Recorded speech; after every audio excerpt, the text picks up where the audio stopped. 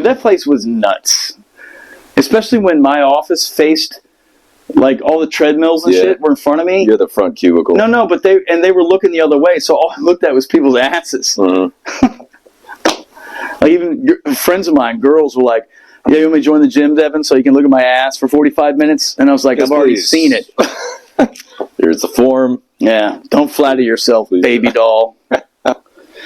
So you're talking to the wrong guy. I always hated when chicks would use their looks to get shit. I was just the wrong guy to try to do that with. I never knew any chicks. Oh man, that one girl I had a huge crush on, and I fucked it all up.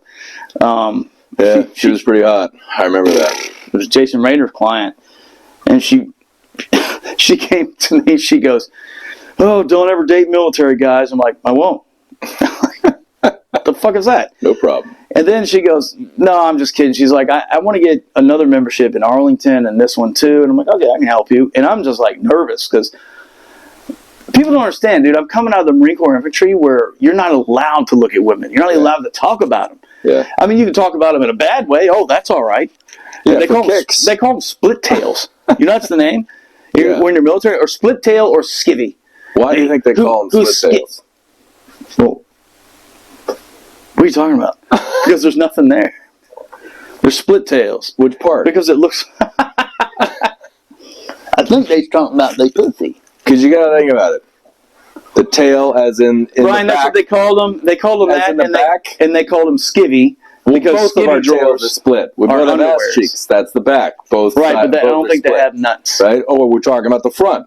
Well, I would say... I would imagine a man has a bit more of a tail in the front than a woman does. Right. That's what we call them, split tails, because they don't have... Split tails. I don't know, bro. It was just a thing. I've heard it before. Yeah, and then they just call it skivvy. But I just think... So I had a picture of my girlfriend when I had a new platoon sergeant, and he comes in my room, and he's like, "Whose skivvy is that?"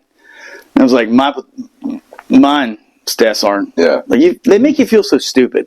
I'm like, okay. And he goes, I swear to God, he goes, "Did she fuck?" And I was like, "Me, Staff Sergeant?" And he goes, "Well, I don't want to get to fucking Okinawa, and here I got to put you on suicide watch because she's fucking everybody." I think it's a common problem, I guess. Yeah, it is. And actually it was, but I was not. Marine doesn't self-terminate. I can't get to that level. Some guys do. I don't understand that. I mean, I do to a certain level, but anyway, we're keeping it light. Right? Yeah. You know, about Might be another video. Another video, which is very real. That's how I lost most of my friends. Not combat, accidents, and accidental suicide and suicide. Yeah. Which, since we happen to dive into it, don't do it. Yeah. Don't do it. It's never worth it. You have no idea what tomorrow is going to be like. You know what? Reach out to me. I've been there. Yeah. I've been the lowest of the low. Yeah. I swear. And I mean, dude, when you met me, I was paying for a room in a house, riding my bicycle to and from work. And look now. Yeah. And that was, you just have to stay focused and say, like, you know what? I kind of enjoyed, like, you know what? I'm going to thrive in this harsh environment. Yeah. That's the way you got to look Just at stick it out until you I'm going die. to prove everybody wrong. But I didn't have specific people in mind who I was going to prove wrong. I was going to prove myself wrong. Yeah. You know what I'm saying? I'm going to prove everybody wrong. I'm going to ride my fucking bike everywhere I got to go. I'm going to keep doing this job. I'm going to get in the best shape of my life, which I did. You helped me do it. And it worked out, man. I met... Oh, here's another thing. So I met my Kurdish wife, which is funny, from a Marine. And people always ask me, you know, Treya. Yeah. They're like, "Did you meet her in Iraq?" And I'm like, "Yeah, man. I threw her in the sea bag. Yeah. Got her home." Like, dude, you couldn't bring a rock back from Iraq. Like, they searched your ass, dude, because they didn't want people bringing back, like, war mementos, like pistols and guns and shit. Maybe SF guys got away with it because they get a fucking way with everything. We can bring back anything. No, we couldn't bring back anything, nothing, much less a person. A person would be hard to hide on. So I joked. I used to be like, "Yeah, you're damn right I did." They're like, "What happened?" I'm like, "I smoked her whole family, and I didn't know what to do. She was 12, and so, you know, let's go. Yeah, You're gonna live with me. Come with me now." She's like, "But my family, you just killed them all. And I was I'll like, be your father. that was an accident. Until I'm not I your thought father. somebody shot at me, but it, sorry about that. So now come with me. And by the way, we're going to be married when you're of age. Of course not, man. I met her at Gold's Gym. Yeah. And I think it was just because my knowledge of Kurdish people, we kicked it off and everything. And it was the same thing, my bike. One time it was raining, and I was leaving with my little helmet on. Yeah. And she goes, do you need a ride? And I was like, I'm going to have to put my bike in whatever you got. But I'll still ride home. But and she had a little RAV4, dude. Do you have enough room to park my bike? Yeah. As long as there's room for my bicycle. I can't abandon it. Yeah. Then after that, bro. Yeah. And then now we've been married 16 The rest is months. history. One bike ride. 16 years, bro. She's been kicking herself ever since. You're fucking right. You drink. That's what I get for being nice. But no, that's what happened. And her father-in-law, which, by the way, Farouk, we got to get him on here because he has the best Saddam Hussein stories Yeah. you've ever heard. That would be legit. Because not only that, he speaks, obviously he speaks Kurdish, and there's a couple different, not the KPP or KKP, whatever they call them, not Turkish Kurds, but there's Sorani Kurds and Babani Kurds, and some of them have a Latin-based language, and then some of them have a Arabic-based language. Of course. And the Kurds I'm with have a Latin-based language, so it looks like XJO. Right. It's just spelled, like when, and that could mean Zurdwana. Right. And the Kurds are really good people. They're good fighters. And I never did figure that out until way later. Like, you'd watch the news when you're 17, 18, 19 years old, and they're like, the Shia and this and that. You have no idea what they're talking about. But then I was in the Marines. I had this crazy gunny who goes, dude, this guy was space cadet, big 6'6" gunny. And I was in School of Infantry, and he goes, you motherfuckers might end up in Iraq. I was there. They had the, what do they call them? The shit. And they had what did they have? Kurds, like, Kurds and Way. And then they had, and he goes, I didn't see any of them. And he goes, I don't see why y'all hate humping. It's just a walk. When I walk, I just think about stuff I want to buy, places I want to live. And I'm just watching this guy going, is this fucking real, dude? He's just going, they got the Shia. But anyway, I never did understand that until I got involved. And then, obviously, so when I got back and I met Treya, when I found out she was Kurdish, I was like, I know what that's about. The Peshmerga, everything. Yeah. That's and cool. they're badasses. And here's a cool thing. I was immediately comfortable with her where I made this. So my thing was I love to bring girls home and cook. I made this big thing of like a whole roasted chicken with bacon around it. And because they're not Muslim. Right. So they don't give a shit about. Yeah. Yeah, the Kurds can eat anything. Yeah. And mostly rice. And the spiciest thing they eat is a raisin. But anyway, and when I brought it out, she kind of looked at it and went, and I'm like, yeah, we're going to eat this with our hands because I know that's what they do. Yeah. And that made her comfortable right away. Yeah. Because I know that you're supposed to be clean. They're not Muslim, but they still eat with their hands. I think which is so funny because now my children, because her mom, my grandma, they eat rice, they just grab it like that. Yeah. And she's like, puts it in her mouth. When my kids were little, she was just like, eat it, this one, eat it. They just, and they just always, because you're supposed to be clean enough to be able to do that. That's the idea. Yeah, yeah. And I liked it, man. I tore that chicken apart with her. This was our first date, man. Well, maybe our second or third date. Because now I'm with this, she was beautiful. She was as hot as they get. And I'm like, I think she's cool with this. And I tore the chicken apart, and we just started eating. And it was on, man. We got married. We got married within 6 months. Right after that, or 6 months, yeah. Yeah, no, the day after the chicken. Right after the chicken. Yeah. Just wash your hands. I got into place. No, I didn't wash my hands. Stuck it right in her ass. Then Poor Treya. I know. Poor baby. She didn't know the baggage she inherited from this old Marine. I knew one Kurdish guy, not while I was in the military. Very hairy, right? So before I moved into the Chantilly Golds, I was working at the Manassas Golds, and there was a fellow that went in and out of there, Mo. By the way, the same. Yeah, I know. I remember Mo. Muhammad. He was an asshole. And he and I went out for drinks once, and he drank. We left. That's funny. Yeah. Because when that whole cartoon Muhammad thing came out, I was like, dude, you can't kill people for that. And he goes, that's sacred. And I'm like, not sacred enough to fucking shoot people. That was before this, but he drank. Yeah. And so That's a true Muslim, right? So we had a bunch to drink. I had like one. We were there for a couple hours. We left, and we got pulled over by a cop. I was totally fine. I'm like I didn't overdrink at all. I'm gonna be fine. Here's my license. He immediately starts lying to the cop. He goes, before the cop can even say anything, he's like, "Oh, officer, the speedometer, it's broken, and this is broken, and that's broken." That may work. That may work in dusty ass old parts of Iraq. I'm like, it's fine. I got a lot of broken shit in my car. This speedometer's not one of them. Whoops. We had some drinks. We didn't have a lot to drink. He was like, "Are you guys drunk?" The cop. And I'm like, "No." He goes, "I'm looking for drunk people." I'm like, "We are not them." Yeah. He was like, "All right." And he let us go. He was all shocked we got to he could tell just by looking at it. The correction of the ridiculous lie is probably what gave him a sense of trust in who he just pulled over. So. Yeah. Yeah, I went through several checkpoints and things like that, and I'm always like, "You've been drinking?" I'm like, "You've been drinking?" That doesn't work, by the way. 10 days in jail. That cost me. I knew a buddy, a quartermaster on my ship. Quartermaster? So he's 1/4 of a master? It's roughly 1/4 of a master.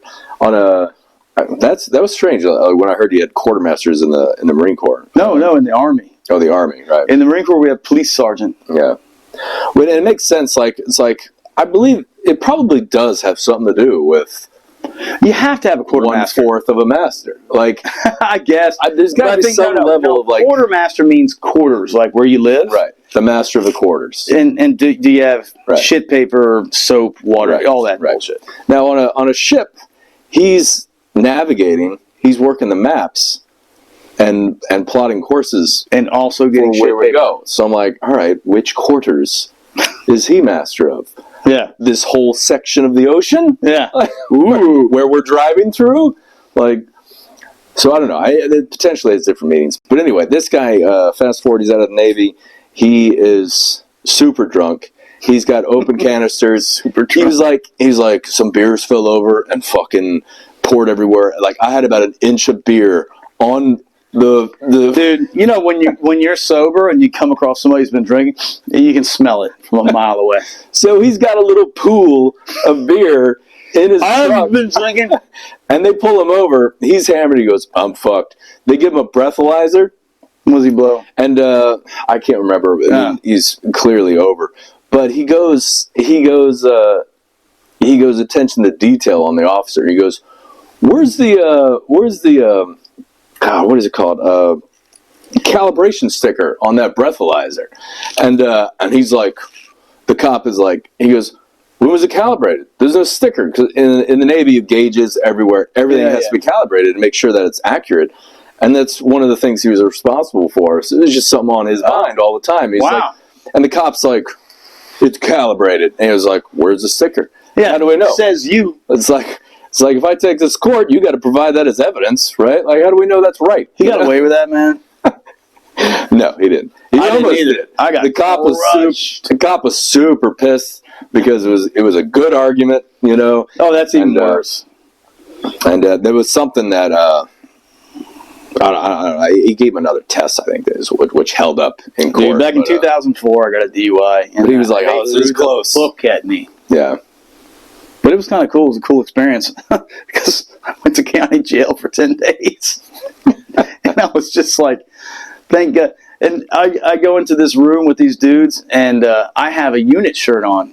Because back then, 2004 or 2005, which, by the way, I got punished by Virginia State and the Marine Corps for that. Oh, you're still in. Yeah, and I had a unit shirt on, and I'm taking my clothes off to put the orange suit on. The guy goes, "Man, what are you doing here?"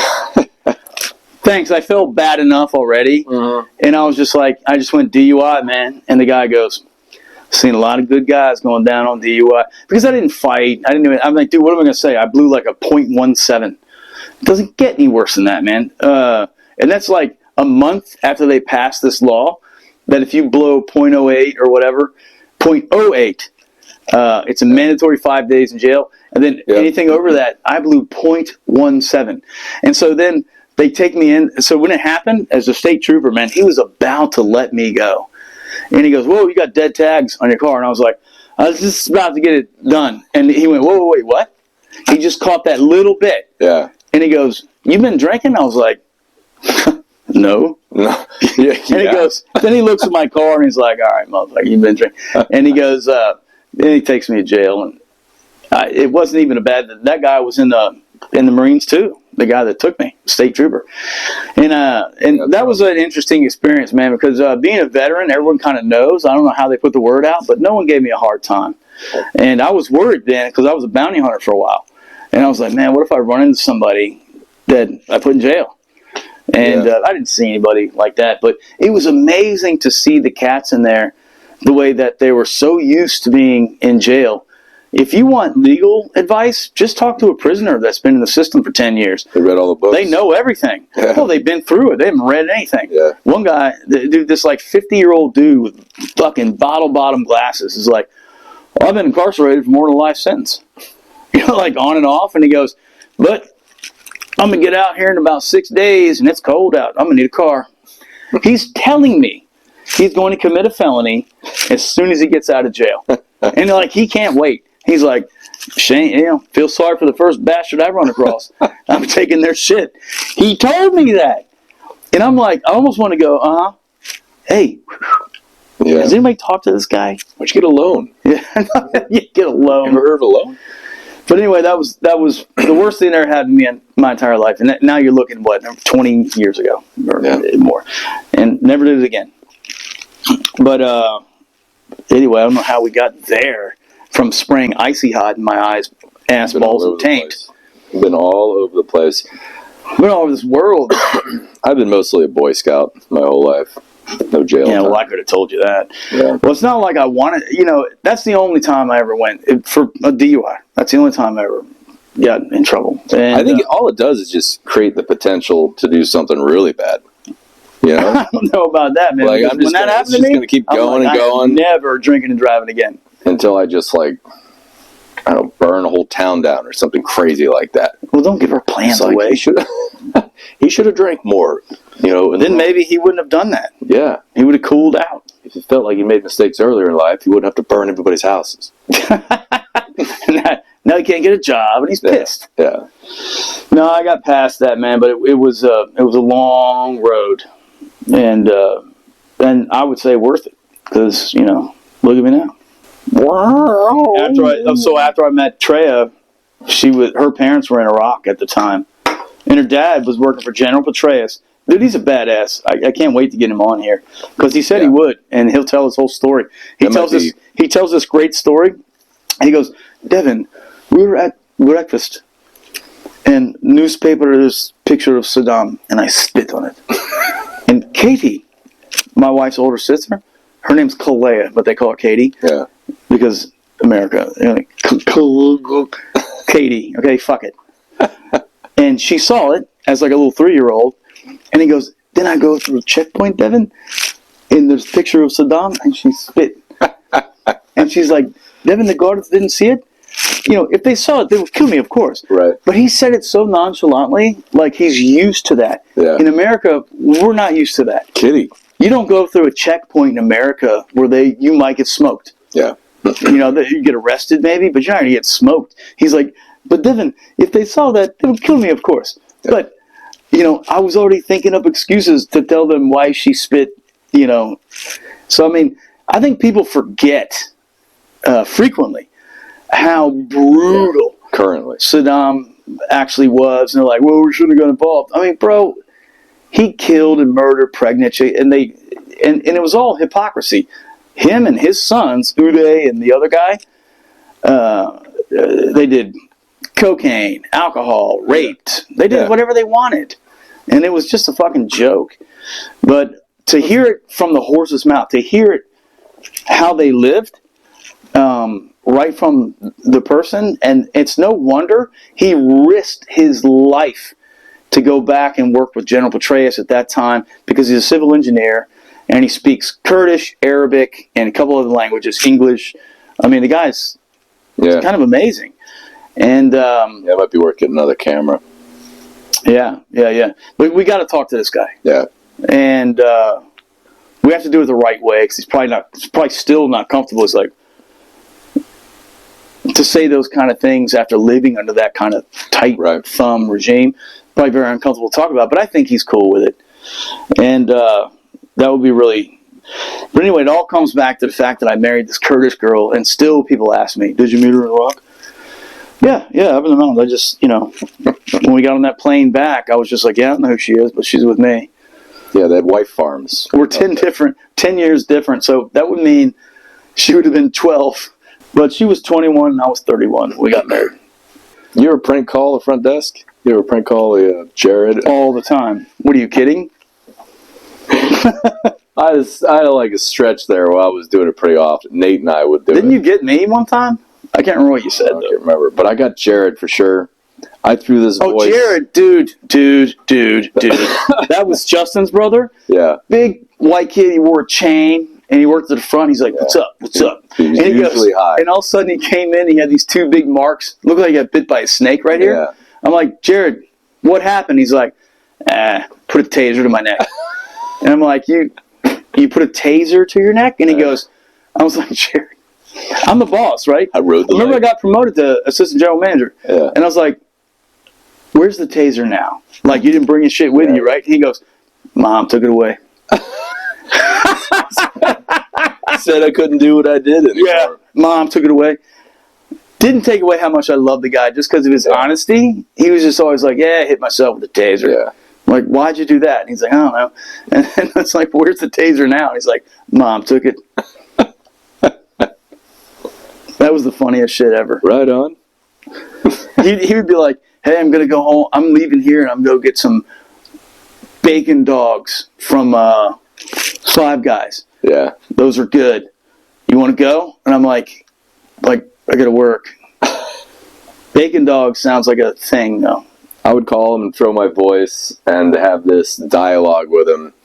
Because I knew their role is anyone interested in membership, they got to turn it over to the sales. Yeah, one of us, yeah. And so I would ask some basic questions he was allowed to answer to create rapport, right? And then I would ask the memberships. And then, at that point, he'd be itching to get rid of me because I'd be fucking weirding it up on the phone.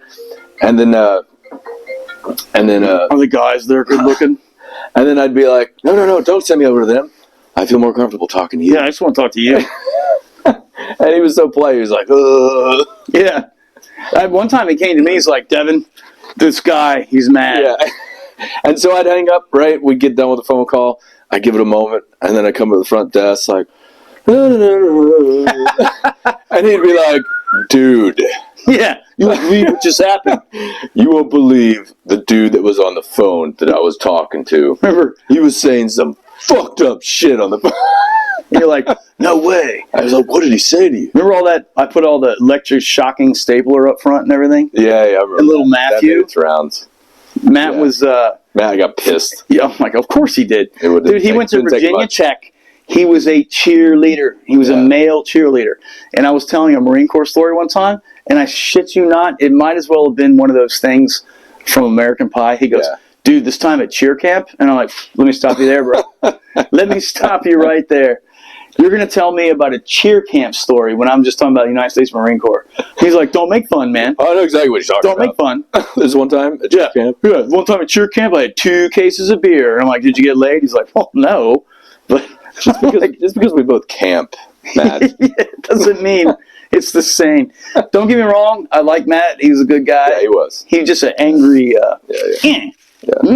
we represent the Lollipop Guild. He embodied the term sawed-off motherfucker. And short man syndrome. Yeah. Dude, it didn't take much to piss him off. Because when he grabbed that stapler and it shocked him, dude, he threw that shit across the I remember he tried to give me this, everyone was kind of like, would give you the cold shoulder. Like when I started Not there. me. The trainees were all really smart. They all knew their shit really well. At that time, and it was yeah. the best training group we ever And had. it came with an ego sense. And I'm like, Yeah, that's true. not new to me. Like, The women had bigger egos.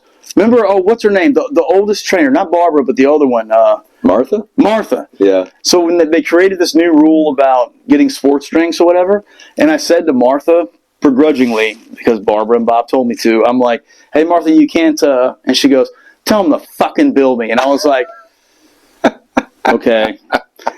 I'm the assistant general manager, and I just tried to give her, and she's like, go fuck yourself. And I'm like, yeah, I'll probably do that.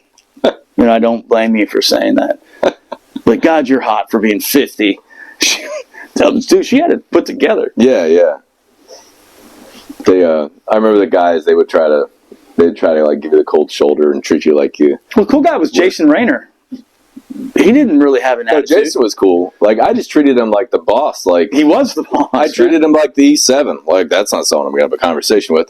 And he worked out with us. He's like, so what are we doing? I'm like, you're like the pro fucking guy. Yeah. And he's like, but he didn't care. He just would be like, I don't know, I'm working out with you. right. And I'm like, is this a test? And he would still just do the workout and Yeah. never say a word. Yep. I liked him. Yeah. He had a beautiful fiance too. Remember that? I never saw his wife or his fiance. Oh, he came. Yeah, Maybe once or twice, but not enough to create an Yeah. image. Like, I can't remember. he was a different dude, man. He looked like I have the power. He had that He-Man, long yeah. hair. Yeah, dark-haired He-Man. Yeah.